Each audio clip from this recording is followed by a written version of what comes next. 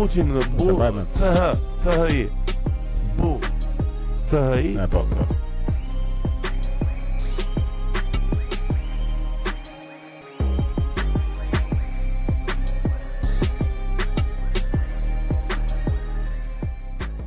Normalisht do thosha mirë se na erdhe, po them mirë se ju erdha dhe shumë faleminderit që e hapët derën e shtëpisë tuaj për Buçi podcast. Gëzuar bredi, qofi viti mbar për juve, për familjen, për gjithë njerëzit që i do dhe të duan dhe me sa më shumë suksese për këtë vit. Gëzuar të ti dhe faleminderit që na erdhe tek studio jon këtu në Tiranë. Është kënaqësi të presim dhe kjo është faktikisht hera e dytë që unë e bëj të lloj forme. Pra ka ardhur një koleg im tjetër që më ka interesuar mua dhe e kam ofruar të studion time. Normalisht unë e bëj me kënaqësi dhe gëzuar që vitin mbar për gjithë. Të rund goja. Priti, më lër pak në atë botën tënde.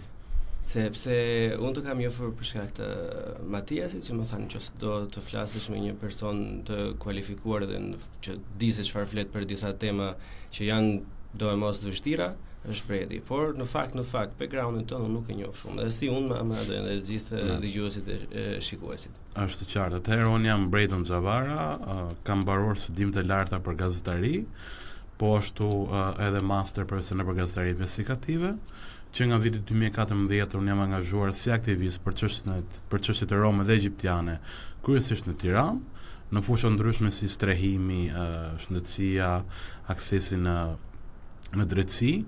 Pas kësaj angazhimi, le të themi, kam vazhduar studimet për gazetari. Ishte një gjë që mua më shtyu më tepër të mësoja rreth gazetarisë, pasi ne kishim shumë mungesë të theksuar praninë e një media në komunitet. Pra kur ne donim të tregonim për problematikat që kishin familjet e Romës dhe egjiptiane lidhur me strehimin, por ne nuk kishim një media dhe kur ne i kërkonim që të vinin dhe të mbulonin një ngjarje, pjesa më e madhe e këtyre mediave nuk dënjonin të vinin, por kishte edhe nga ato media që vinin dhe nxjerrnin më shumë fenomene kulturore se sa nxjerrnin problematikën e vërtet.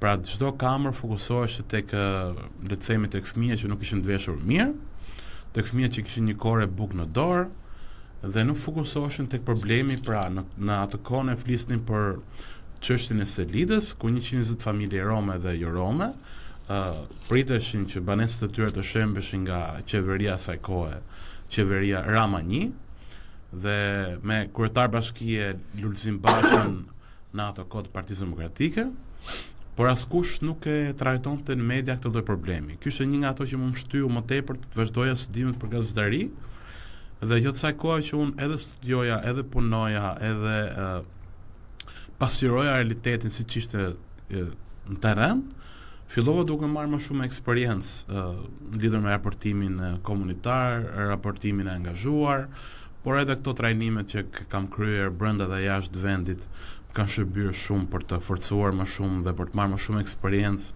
lidhur me median apo drejtat e njerëzit.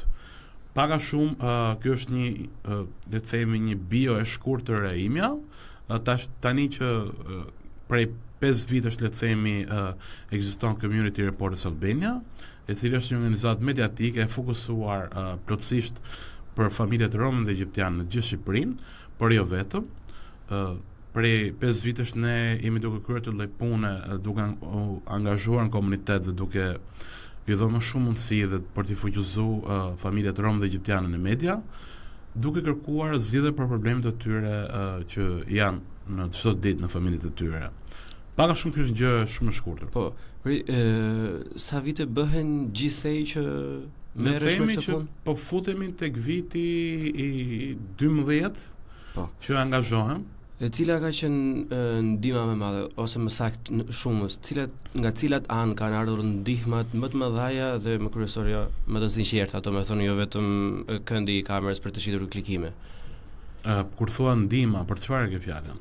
Suportim, qoftë ky financiar, qoftë edhe për të ftuar në një program që të hysh në ato detajet që të tjerët përtojnë, domethënë për interesat e tyre. Shiko, kur unë kam nisur këtë gjë, ka qenë diçka vullnetare, Pra ne jemi pjesë e komunitetit dhe si e tillë ne gjithmonë kemi qenë ideale dhe vazhdojmë të jemi ideale nëse shikojmë një problem që familjet e kanë pra që lidhet me shërbimin publike, lidhet me shtetin, me qeverinë, ne gjithmonë reagojmë pa pasur nevojë të paguhemi thëmë për këtë çështje. Por ndihmë më e madhe që unë kam pasur gjatë këtyre viteve kanë qenë media. Pra unë kam qenë ftuar në shumë emisione televizive, në shumë emisione ku kam biseduar dhe kam lartësuar më lart dhe emrin tim, por edhe punën që ne kryejmë gjatë këtyre viteve. Nëse flasim për çështje financimi, pastaj këto vijnë pastaj edhe me mbështetje të donatorëve që na kanë mbështetur ne gjatë viteve të fundit për të marrë hapa më konkret për të luftuar më shumë për drejtat e njerëzit. Konkretisht për shembull tek organizata që unë drejtoj, ne punojmë shumë ngushtë me familjet e romë dhe egjiptiane, por nga ana tjetër ngrimë dhe kapacitetet tona. Pra le të them ky është një lloj ndihme që ne kemi marrë për gjatë këtyre viteve.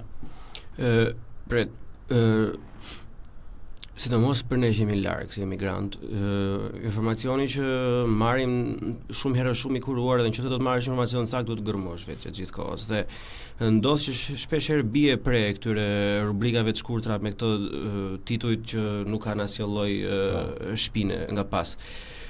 Në sytë tu, duke qenë 12 vjet që mundohesh të sillesh ndryshim, çfarë është problemi më imediat për sa i përket komunitetit rom për momentin? Pyetja është shumë e interesante. Problemi më imediat që unë mendoj është gjuha e urrëties në rrjetet sociale. Kjo është vazhdimisht që para 12 vitesh, por edhe më sot s'ka ndryshuar fare. Nuk ka ndryshuar fare, mund të them mund të jetë zbutur pak, por që gjuha e urrëties vazhdon. Jo më parë se para 2 ditësh, pash një video nga një kamerë sigurie ku një i ri rom kishte marrë diçka në një objekt dhe komentet ishin nga më të ndryshmet për sa përket gjuhës së urrëties. Pra autori ose nuk merreshin me veprat, por me personin. Po, nuk merren me veprën, po merren me lëkurën e ngjyrës që ka personi dhe kjo mënyrë denigron, sepse këtë mund ta kishte bërë një person me ngjyrë të bardhë, por nuk do ishin to komentet. Pra do kishin komente hajdut, ku diun me këtë punë merren, pra nuk do merreshin gjatë kohës me diskriminimin. Dhe problemi real gjatë këtyre gjithë viteve është diskriminimi. Gjuha e urrëties në rrjetet sociale, sepse ne kemi një përqindje goxha të lartë të rinjve rom dhe egjiptian që përdorin rrjetet sociale, sidomos rrjetin social TikTok, ku përmes videove ato risjellin video me humor, problematike që kanë komunitet, por shumë njerëz apo edhe audienca nuk arrin të kuptojë se çfarë ato duan të shprehen dhe vazhdimisht përdorin gjuhë urrëtie dhe denigruese. Kur themi denigruese, themi që romët që nga viti 1971 kanë vendosur ta quajnë veten e tyre rom, për shkak se më parë këtyre viteve aty referoheshin me termin gabel, cigan, kurbatër dhe shumë terma tjera, të cilët janë termë ofendues. Por edhe në Gjermani, të cilët kanë termin ti e di më mirë, në thënë që i përdorin cigan, normal që kjo gjë që nga 1971 është vendosur që të quhen rom, dhe rom do të thotë burr. Pra është një term që lehtësisht identifikon kush është rom dhe është i pranueshëm në gjithë shoqërinë. Ndërsa termat e tjerë që më përmendën së parë janë terma ofendues. Obret, si mund ta kthejë një individ, një bleon, një bret? E zëm se nuk merrem as unë në podcastet e ti nuk je aktivist. Çfarë mund të bëjë një njeri nga dita në ditë për t'ia bërë jetën atij fqinjit vetë sa më të bukur, sa më të lehtë, sa më të bukur, s'ke pse ja bën, po të paktën mos ja bëjmë më të vështirë. Për mendimin tim është shumë e thjeshtë. Ne kemi një vezë shqiptarët. Kur dalim në Europë, jashtë Shqipërisë, ne sillemi si europianët, apo jo? Po. Pranojmë gjithë shoqëri, sillemi si europianët. Ndërkohë kur jemi në Shqipëri, bëjmë të kundërtën. Problemi jonë është qëndron pse ai ka ngjyrë dhe ai duhet sharë dhe ai duhet diskriminuar sepse ai nuk e meriton këtë jetë. Pra ne nuk i pranojmë dot në shoqëri. Pra kur kemi raste që kthehen shumë virale, kur kemi të bëjmë me një rom që është shumë i pasur, ai pranohet lehtësisht në shoqëri apo jo. Sepse nga vet jetesa, pra ka makina të shtrenjta, ka apartamente të mira, ka rroba. Jemi edhe të prapambetur si popull Po, i gjithë. jemi, por që momenti që ne dalim jashtë Shqipërisë ne kthehemi shumë koherent me kohën dhe me modernitetin si siç ecën koha. Pra shumë e thjeshtë, pranojnë në shoqëri, askush nuk po e bën dëm, duhet të tregohemi më qytetar aktiv dhe dhe të jemi më shumë demokrat në demokraci, le të themi. Pra, është gjithë ky vend dhe çdo kush ka hapësirën e vet, hapësirën e mendimit, hapësirën e sjelljes. Pra, në moment që ty nuk të cënohet asnjë nga drejtat e tuaja apo lirit, nuk ke pse ti e gjykon tjetrin për atë çfarë ka veshur, apo çfarë ngjyre ka. Kur ti thjesht do ta pranosh siç është. Kaq, sepse ti nuk po të bën asgjë. Thjesht pranoj dhe jepi një ndihmë më shumë. Sepse dihet që në Shqipëri, jepi një shans.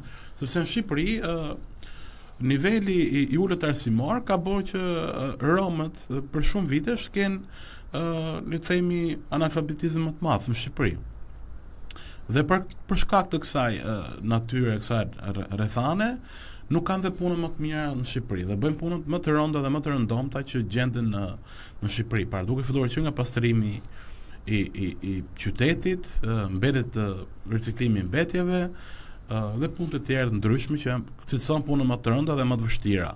Pra jepi një shans, pranojnë shoqëri siç janë, nuk e pse e bën krushk, në thonjza. Ja, do të bësh krushk tani, qofse ku ka dashuri, valla ai të zihen sy për çdo lloj tjetër. Po ne më them thjesht ta pranojnë se ky është hapi i parë.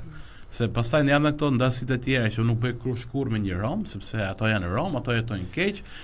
Pra ka dhe nga ato ngjarje. Budalliqet e prapambetura kemi dëgjuar dhe kështu të krishterëve musliman, përveç kësaj, kupton se ne unë mendoj që një popull sa më i paditur, sa më i parësimuar të jetë, aq më shumë do gjej nga këto gjëra për të shpëtuar që ta bëj veten të ndihet sa më i superior etj etj. Deri në 2014 që un kam qenë në Berat, unë vjen nga Berati me origjinë. Berati ka një komunitet rom jo të vogël. Do të thonë krahasim me sa i madh është qyteti. Deri në momentin që unë isha atje, ishte fenomeni që politika për Romët kujtohet literalisht kështu mundësisht me javë, jo me muaj parazite, po me javë. Domethënë duke bërë ato gjestet më ordinere, më të ulta të mundshme me ndihma për momentin. Patjetër. Ka pasur skenare që unë kam parë vetë me sytë e mi, bile që ju mblidhen edhe kartat e identitetit për të manipuluar çdo lloj gjëje tjetër. Vazhdon akoma ky si fenomen apo kemi parë ndonjë ndryshim kështu?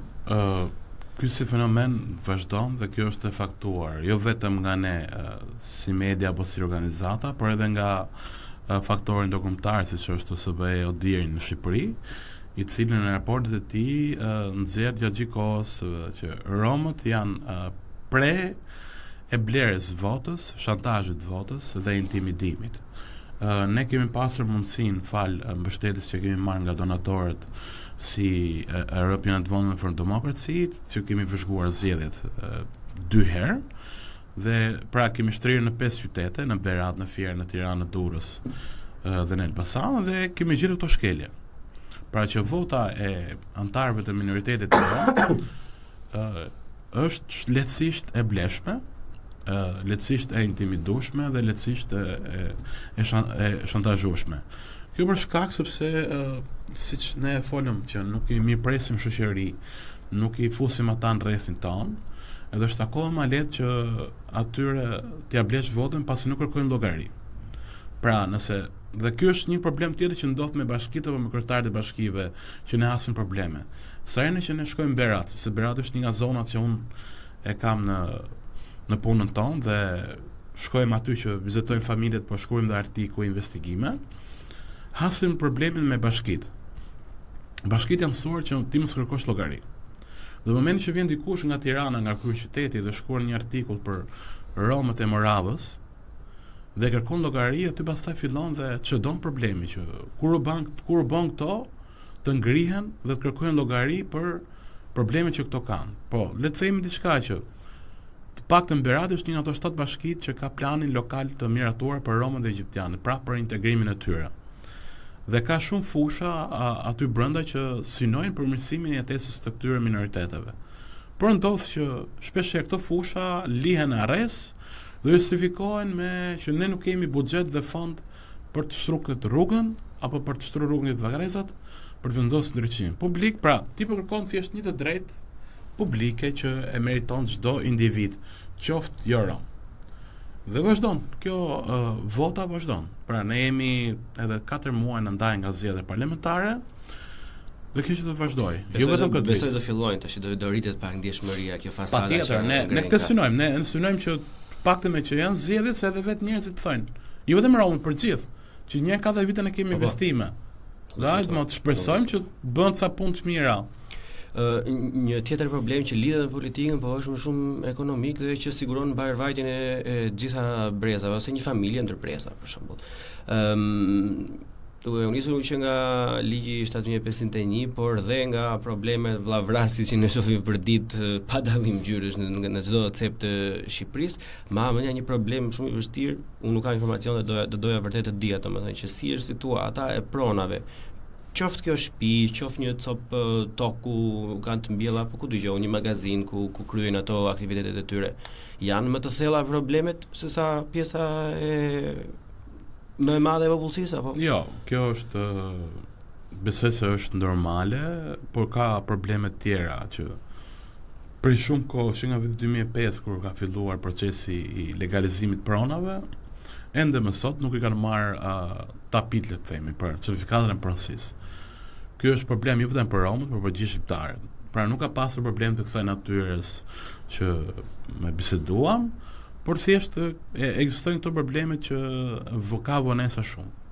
Ka vonesa shumë dhe për shembull kemi romët që janë në Fier, në Balës, që janë fermer dhe në informacionet që unë kam janë ndihmuar nga organizata që punon në Fier për të marrë pronësinë e tokës që ato posedojnë lidhur me fermën. Pra nuk ka pasur të tilla probleme për 7501. Po, është e vështirë për një individ që nuk është, si po them, si një vëlla që ka studiuar ligj. Unë nuk marr vesh për shkak. Unë do më duaj se s'bën të pyesja dikë se si funksionon sistemi, si funksionon mbushja e formularit. Këta nuk t'i japin as informacion kur shkon në përbashkia.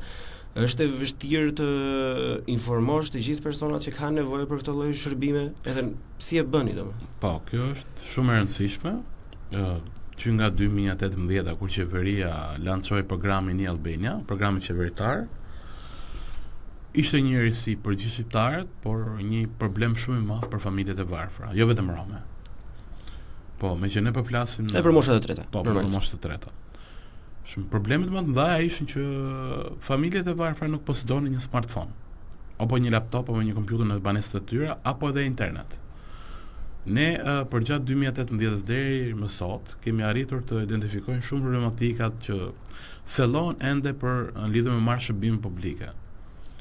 Deri vitin që shkoi, disa nga shërbime mund të merreshin nëpër zyra, por me këtë, me ritmin e kohës, pra çdo shërbim ka kaluar online dhe është bërë ende më e vështirë. Pra ne ka ende shumë familje që vinë tek zyrat tona për të marrë një certifikat nga Albania, sepse nuk e marrin dot vet. Pra shumë vështirë ta gjenerojnë një certifikat familjare nga telefoni i tyre dhe pastaj ta printojnë. Një para që pse nuk ka numra telefoni që i kanë aktiv, pra i kanë numrat për i kanë bllokuar, nuk i vijnë as mesazhet, nuk kanë ofertë interneti apo nuk kanë internet në shtëpitë e tyre, nuk kanë njohuri për ta përdorur Albanian. Dhe kjo është kthyer në fenomen shqetësues. Dhe kjo është një nga mënyrat që ne shohim në Tiranë apo në çdo vend tjetër të Shqipërisë, shumë biznese që janë hapur duke dhënë këtë shërbim. Pra, janë duke përfituar shumë para për një shërbim që shteti duhet të afronte. Edhe pse është online, ka shumë familje që nuk e përdorin dot. Shumë nga statistikat kemi gati 800.000 pensionistë. Po marrim që 100.000 pensionistë janë të aftë ta përdorin smartphone-in. Pra, po ki 700.000 tjerë që nuk e përdorin dot. Dhe to 700.000 ende në zyrave për të kërkuar një shërbim, pasi e dim që edhe për të marrë recetën e ilaçeve, tani më i vjen me sistem online. Edhe për të marrë recetën e barnave të rimbursueshme, të vjen sërish online. Pra ti e merr recetën nga telefoni jot me kod, do shkosh në një kancelari ta printosh. Do duhet të hapësh Albania dhe kjo ka kosto normalisht. Ka kosto. Pra nuk është vetëm për romët dhe egjiptianët. Pra padyshim që ato kanë akoma ma probleme të thelluara. Po, në ato vështrime këto. Nuk kanë internet në shtëpitë e tyre, nuk kanë smartphone, shpeshherë nuk kanë numër aktiv dhe ky është një problem që ekziston. Dhe vinë për shoqata që marrin shërbimet e Albanias. Si tema që kam më shumë për zemër, si për gjermanët, si për shqiptarët, e kupton, nuk ka dallim fare se ku jemi është arsimi. Unë mendoj që çfarë lloj problemi, sa do ta duam në njëri tjetrin, sa do ta urrejmë në njëri tjetrin, në fund fare del tek arsimi. Çfarë bëhet që në momentin e parë që fëmia sillet në jetë, çfarë fryme i jep prindi në shtëpi, në çerdhe, në kopësht, në shkollë etj etj. E përmendëm pak më përpara që fatkeqësisht numri më i madh ose përqindja më e madhe analfabetizmit fatkeqësisht ndodhet tek komuniteti rom. Ka ndonjë program serioz, le të themi, si qoftë nga qeveria o qoftë nga organizata të tjera ndërkombëtare për të bërë diçka, apo vazhdojmë me këtë mallkimin e lustrave sa për të kaluar? Shikon, në Tiranë ka pasur disa ndryshime, por kjo ka ardhur fal organizatave pra që operojnë në Shqipëri, le të them. Nuk ka ardhur fal shtetit apo qeverisë. Një nga programet më të mira që i vjen ndihmë fëmijëve rom dhe egjiptian, por jo vetëm, janë programet after school. Pra programet after school, normalisht, nga 10 fjala janë programe që paguhen, që fëmia të mësoj, apo të bëjë detyrat, apo të kaloj pas ditën në një ambient me fëmijë dhe të përshtatet sa më shumë. Fatkeqësisht ky shërbim është vetëm privat dhe 2-3 shkolla kanë filluar për ta përshtatur programin after school, pra siç është në Gjermani ku mësimi fillon 8 dhe mbaron në orën 4. Po. Dhe prindët kanë mundësi të punojnë, por edhe fëmijët kanë mundësi të argëtohen, të mësojnë, të bëjnë detyrat dhe të lozën. Në Shqipëri nuk e kemi këtë luks ende, por në Tiranë kanë filluar të ndryshojë pak nga organizatat. Pra kemi target group me fëmijë rom, të cilët janë përzgjedhur 2-3 shkolla, sepse nuk mund të imbulosh dot të gjitha shkollat në Tiranë, sepse është e pamundur nga kostot financiare dhe nga burimet njerëzore. Janë përzgjedhur 2-3 shkolla të cilët po japin këtë shërbim nga fondet e organizatës, kuptohet, jo nga shteti, dhe le të them që kjo është duke funksionuar, pra ka rezultate të mira. Ama nëse dalim jashtë Tiranës, ka shumë probleme të analfabetizmit. Unë kam dëgjuar shpesh që fëmijët e rom ulen në bankën e fundit të shkollës dhe vetëm vizatojnë. Pra, nëse i pyet për ABC, aty ngec. Nëse i pyet për 1, 2, 3, aty ngec. Dhe problem tjetër është në Shkodër dhe në Korçë kemi shkollat segreguara. Shkollat segreguara janë shkolla ku ka pra nëse një shkollë ka 100 nxënës, 95 janë rom dhe 5 janë nga maxoranca, kjo quhet shkollë e segreguar, sepse ti je në shkollë vetëm me fëmijët e komunitetit tat. Dhe nuk arrin dot të integrohesh siç integrohen fëmijët e tjerë. Mendojnë që është by design, më falë që ndërpres, mendojnë që është by design, mendojnë që është një plan për të bërë këtë gjë, se kjo është e keqe shumë kur e mendoj. Le të themi që në shkollën Liria në Shkodër, pra që është në lagjën ku jetojnë fëmijët rom dhe egjiptian, ajo është totalisht e segreguar dhe drejtori jep të lloj shpjegimi që këtu në kjo shkolla është në zemrën e komunitetit dhe fëmijët nuk kanë ku të shkojnë tjetër. Ama ekzistojnë ca politika që vetë drejtoritë rajonale të arsimit dhe Ministria e Arsimit ka miratuar për shpërndarjen e këtyre fëmijëve në shkolla që janë nën 2 kilometra nga banesa, duke ofruar transportin publik që ofron Ministria. Një dhe situata është në Korçë, në shkollën Naim Frashëri, shkolla është komplet e segreguar. Shkolla ka shkuar deri në Strasburg në gjykatën ndërkombëtare të drejtë njeriut, ku ka fituar çështjen dhe është shpallur shkollë e segreguar dhe shteti shqiptar është zhëbitur me masa administrative, me gjoba le të themi, ku shteti më pas ka dëshpërblyer familjet. Pra 8 familje që ngretën në akuzën. Dhe një sër masash që shteti duhet të rregullonte çështjen e arsimit. Ai ka bërë, ka rregulluar? Jo. Pra vendimi është marrë në mos gabohem 2021-2022, por jemi në fillimin 2025-s, ka takime që kryen, por nuk ka rezultate në komunitet, pra në shkollë. Pra shkolla fillimisht ishte e parë rikonstruktuar. U rikonstruktua shkolla, filloi duke dhënë ushqim Siemens, kjo shtoi më shumë numrin e fëmijëve rom dhe egjiptian në shkollën e Infrashëri, duke e risegreguar. Më pas të fëmijët që kishin ngelur, që ishin nga maxoranca, ikën nga ajo shkollë, u transformuan në një shkollë tjetër, pasi nuk donin që ato të vazhdonin shkollën me këto fëmijë. Dhe ngeli vetëm komuniteti. Komuniteti aty edhe nga raportet që vetë drejtoria rajonale ka për performancat e shkollave, edhe po t'i kërkosh në Google, t'i kërkosh, performanca është shumë e ulët. Si shkolla e Iliria në Shkodër, si shkolla në Infrashi në Korçë, shkollat e tjera që janë në Tiranë, janë 3-4 shkolla që kanë performancë shumë të ulët në krahasim me shkollat e tjera, dhe kjo tregon nivelin pedagogjik dhe nivelin që vetë Ministria e Arsimit duhet të rishikojë politikat dhe kurrikulat për këto shkolla. Pra ne kemi kërkuar që me vitet futet në sistemin e kurrikularëve, futet historia e Romës dhe egjiptiane për të gjithë minoriteteve. Kjo gjë nuk ka ndodhur. E dyta është që kemi kërkuar, nëse shkolla ka mbi 65% të nxënësve janë nga minoriteti rom dhe egjiptian, të ketë një shpërndarje në shkollat që janë atë zonë, vetëm në shkollën vetëm në zonën e Kino Studios, ne kemi 4 shkolla të sistemit vjeçar.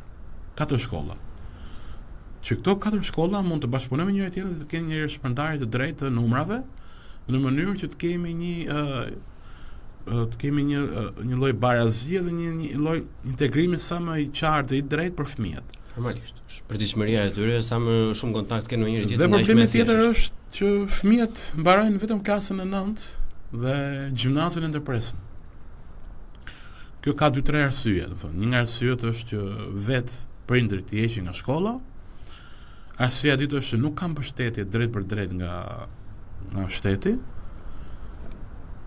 Edhe e treta është që ndodh kjo, segregimi dhe diskriminimi. Pra fëmijët largohen nga shkolla. Por kështu që ne kemi raste shumë të mira ka shumë të diplomuar rom me mastera dhe me bachelor dhe me doktoraturë. Pra kemi një brez i cili po ndryshon, po edhe kjo fal organizatave, pa nuk është fal shtetit, le të themi.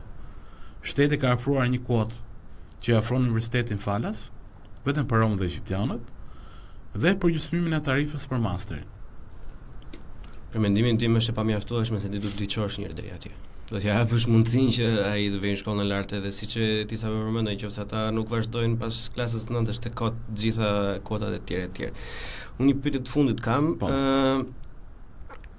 është thjesht paksa për spec. Diskriminimi, racizmi, diskriminimi si le të themi si religjoz apo nga orientimi seksual zakonisht janë të lidhura me paditurinë, por kur mblidhemi ndonjëherë në përtytjen në parapsira publike, gjithmonë mundohemi ne të ndajmë është padituri apo është racizëm që e beson, siç ishin le të themi nazistët dikur, që ishin me nga 3-4 diploma dhe prapë kishin të fokusuar që ne jemi dhe të tjerët janë gjithë dytësor. Në sytin e në eksperiencën tënde, Shqipëria ka më shumë padituri apo racizëm të pastër? Unë mendoj që do ndaj me përqindje. 50% është padituri dhe 50% është racizëm. Sepse ne jemi mësuar që mos ta shohim tjetër se përpara. Ne jemi mësuar që nëse një rom kandidon për kryetar bashkie, kjo është ngjarje e madhe, ngjarje e zakonshme dhe duhet eliminuar.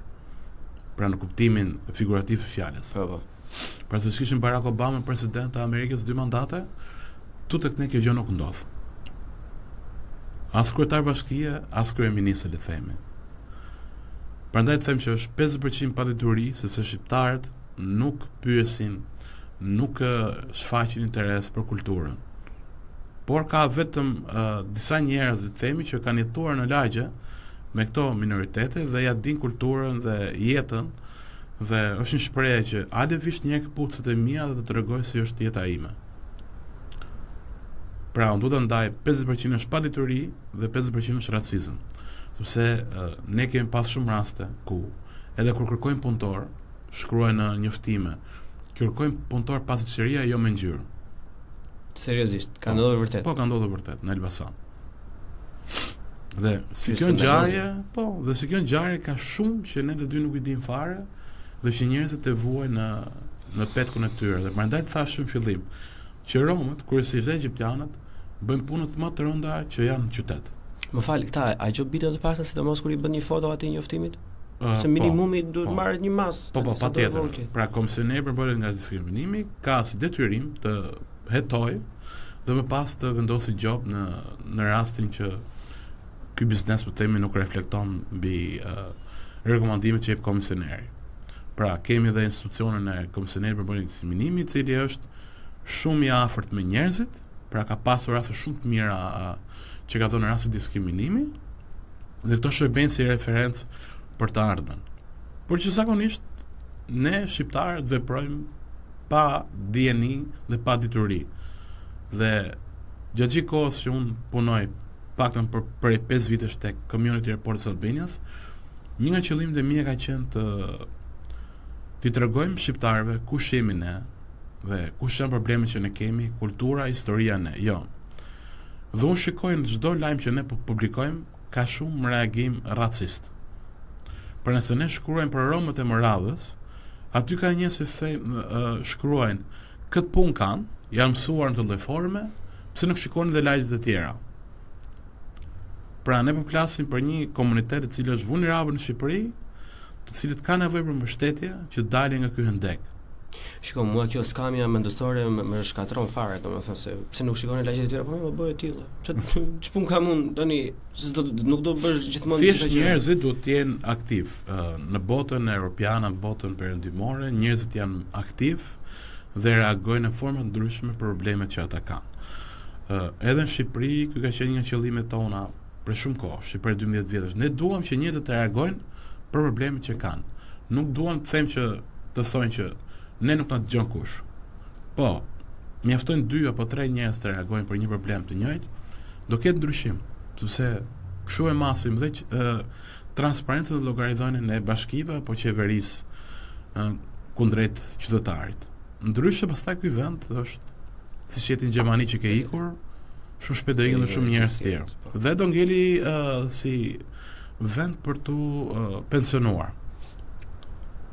Shumë bukur. Pra, ja vlen të themi edhe për gjithë ata që shohin dhe dëgjojnë që çdo gjë në fakt nis nga dinjiteti njerëzor dhe empatia që duhet treguar si me një rom, si me një tjetër, si me një burr, si me një grua, si me një plak apo ku di unë. Thjesht sikur të kursenim një herë një vesh, edhe një sy mbase shumë nga këto gjërat e errta që dëgjojmë, edhe fatkeqësisht të tjerët i përjetojnë në përditshmërinë e tyre, mbase nuk do ndodhen, le të themi. Bret, unë të falenderoj jashtëzakonisht shumë. Faleminderit që gjete kohën për të folur me mua për këtë temë. Faleminderit ty. Shihemi mirë tjetër, bashkëngërpafshim.